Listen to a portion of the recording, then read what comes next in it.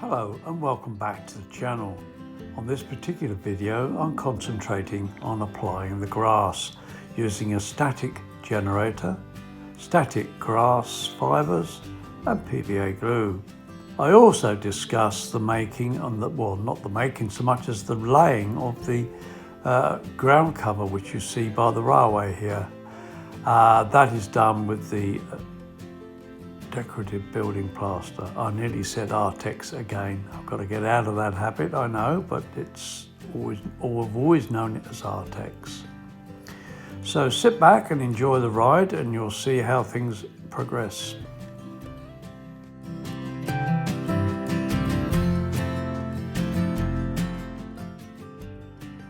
The decorative building plaster here has been dried and broken up into crumbs, really like pebbles, and they can easily be crumbed in the fingers and broken down into smaller particles and applied with PVA glue, as you can see here.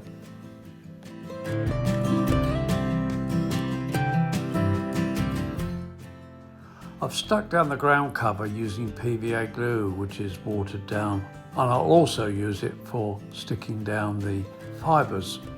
I use a different medium for the fibres normally, but I've run out in this particular instance. Here you see the very, very diluted PVA glue, which I've used for the ground cover, i.e. the crumbs of decorative building plaster.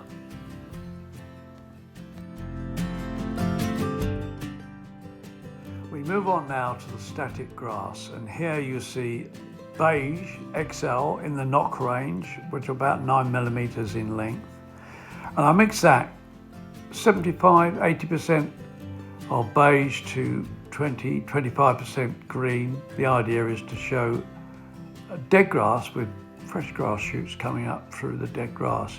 It's quite common to see that on railway embankments and on wild grass growing in the fields, around the edges of fields. There's more beige than there is green.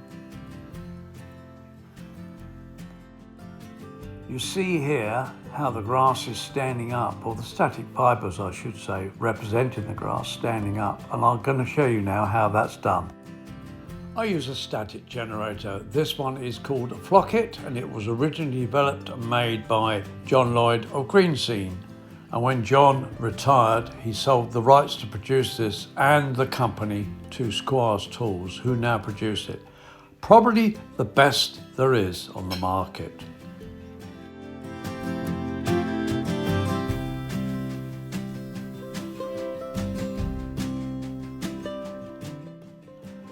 The Flockit machine is driven by a PP3, a 9-volt battery, and it ramps up the power to around about 15,000 volts.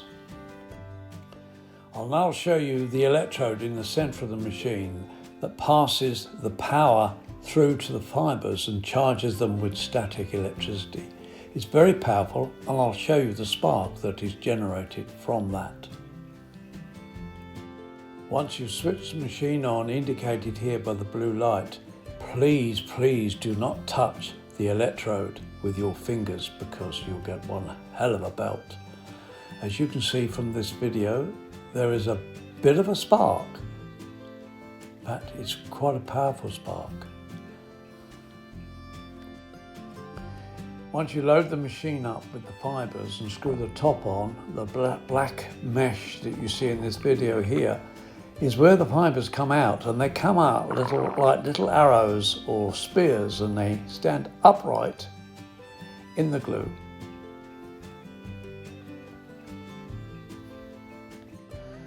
Once you've loaded the machine, then you can paint the embankment as it is in this case. It can be a flat area, but in this case it's the embankment with about 6 to 9 inches, I suppose, of the glue.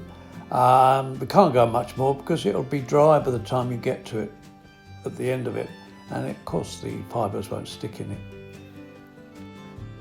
Spread the glue evenly over a surface, making sure there's no lumps and bumps in it, and then you apply the static grass, first of all plugging in, well, not so much plugging in, but clip on the crocodile clip supplied with the machine which forms a form of ground, if you like, a sort of a circuit between the glue and the machine, which allows the static electricity to work its magic.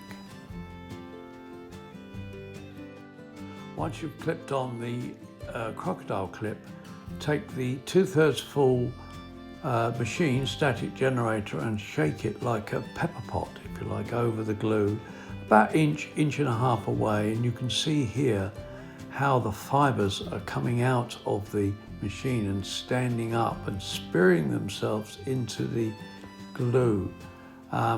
There's a better shot of it coming up. Here we go. Look, see how those fibers are pulling down out of the through the gauze onto the layout, onto the model and into the glue.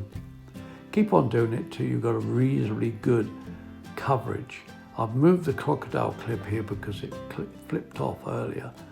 But you can see I just keep going over and over and over and over and over again until I got a really good depth of cover.